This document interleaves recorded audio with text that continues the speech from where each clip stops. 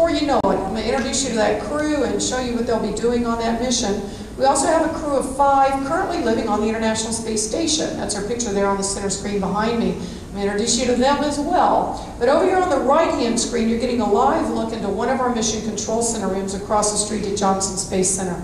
We have 2. Both rooms are called FCRs, that's FCR. Now it has an acronym for everything. It stands for Flight Control Room. The white FCR is the flight control room for the space shuttle missions, and it's located just down the hall from this room. This is FCR 1, the flight control room for the International Space Station flight controllers. And for some reason, they've really zoomed the camera in today, so you're just seeing the very back right corner of the room. The room is much larger than this. All around here sit flight controllers, and back here at the back of the room, though, you're getting a good look at him. That's our flight director on duty today, Mr. Ed Van Sice. The flight director is the leader of the flight controller team, and that position is manned 24 hours a day, 7 days a week, and has been for over 9 years. Well, now I'm going to tell you how to tell the difference between a shuttle mission and a station mission.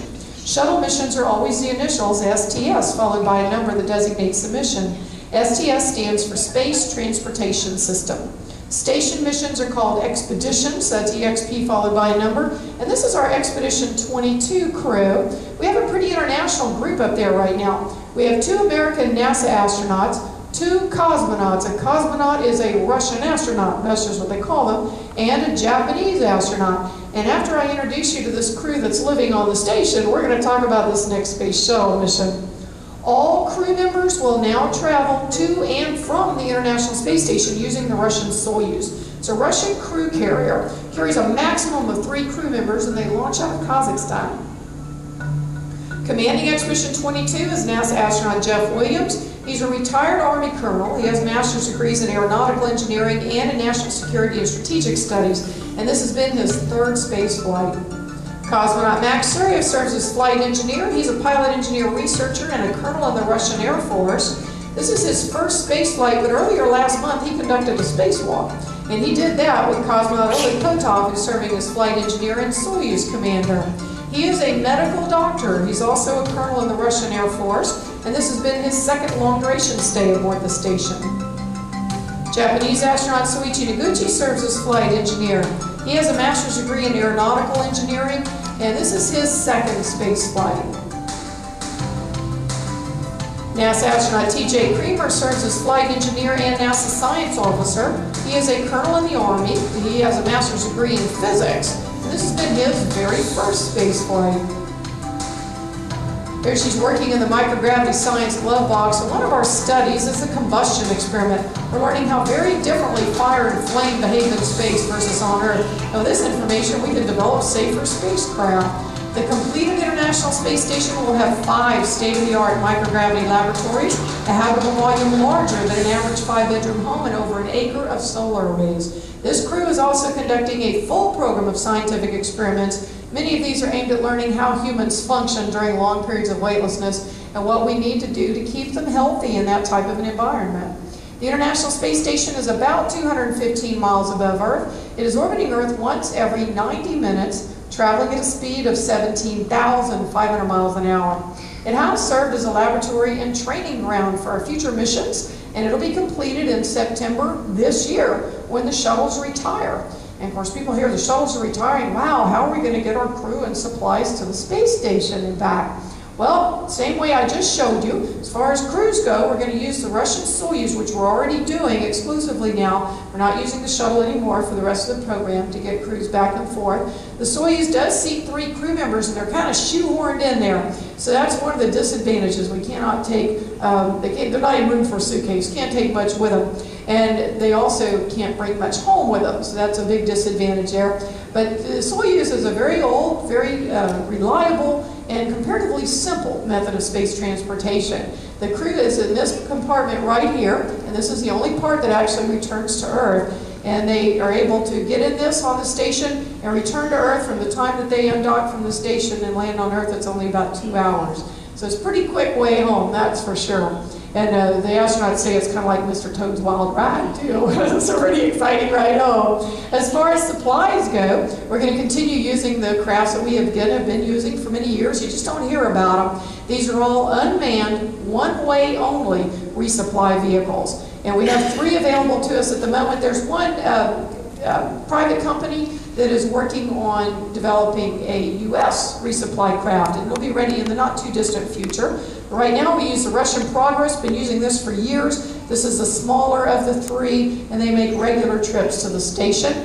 We have had one European ATV and one Japanese HTV up there at the station so far. This is the larger of the three. They arrive at the station filled with fresh foods like fresh fruits and vegetables, clean clothes, any kind of supplies or equipment that they need up there at the station at that time. That includes any kind of experimental equipment, experiments, and so on. So after the crew offloads all the new equipment and supplies into the station, and these turn into giant trash cans, and they reload them full of stuff that's no longer needed on the station. That includes dirty clothes and broken equipment, any kind of trash. And then once these separate from the station, because they are not protected from the extreme heat on re-entry, they burn up coming back through the Earth's atmosphere. So that's a big disadvantage of retiring the shuttle. Will not be able to bring things home. But there's no problem getting things up there to the crews at all. That's just not a concern. There are 15 nations participating in the ISS program, and currently it's over 90% complete, weighs over 350 tons. It is larger than an average 4-bedroom home, and it has been constantly manned for over 9 years. That is 3,381 days as of today. It's an amazing facility. It would have been almost impossible to build the space station without the use of the space shuttle. Shuttles are actually moving vans or 18-wheelers for the space program. Most of the space shuttle is cargo bay. The cargo bays measure 60 foot by 15 foot, and you're looking at Atlantis shortly after it pulled away from the station to bring the crew home on our last shuttle mission. The crews occupy only 2 levels of the very front part of the shuttle. It is cramped quarters for the crew in the shuttle. Most people don't realize that. The only time they have access to the cargo bay is during the spacewalk wearing the spacesuit. And if they exit the shuttle's airlock to do a spacewalk versus the station's, which is what they usually use if they're docked to the station, and if they exit the shuttle's airlock, they come out right through here to do a spacewalk. This is where the shuttle docks with the space station. The crew moves right through the middle of that to go from shuttle into station, then back into shuttle. The inside of the shuttle's cargo bay doors is the radiators for the shuttle, and that's communications antenna. One of the first things they do when they get into space is open the cargo bay doors and put that antenna out, and then they reverse that process shortly before coming back home. You're also getting a good look at the shuttle's robotic arm, or Canada arm. That's Canada's huge contribution to the space program, these amazing robotic arms. And over here on the other side, it's hard to see, but that's a robotic arm extension or boom extension, and there's cameras on the end of that, and that's what they use to examine the shuttles with. You'll see a little bit more about that in just a few minutes.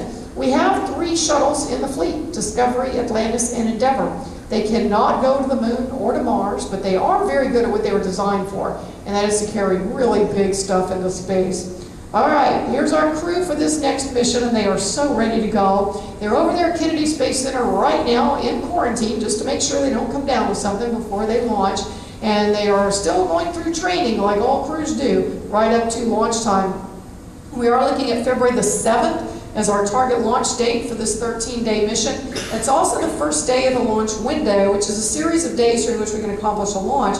So if the weather's bad or a technical issue comes up on the 7th, we can try again on the 8th, and so on. We are using the shuttle Endeavour for this mission, and we're taking up Node 3, which is named Tranquility. Tranquility has a cupola on it, and the crew used the cupola in designing their patch. The crews designed their own patches, and they were really clever with this. Commanding STS-130 is George Zomka. He's a colonel in the Marine Corps. He has a master's degree in engineering management, and this will be his 2nd shuttle mission to the station.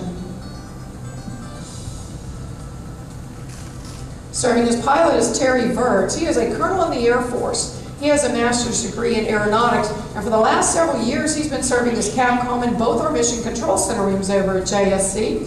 He will be assisting with robotics during this mission, which is always a lot of fun to watch.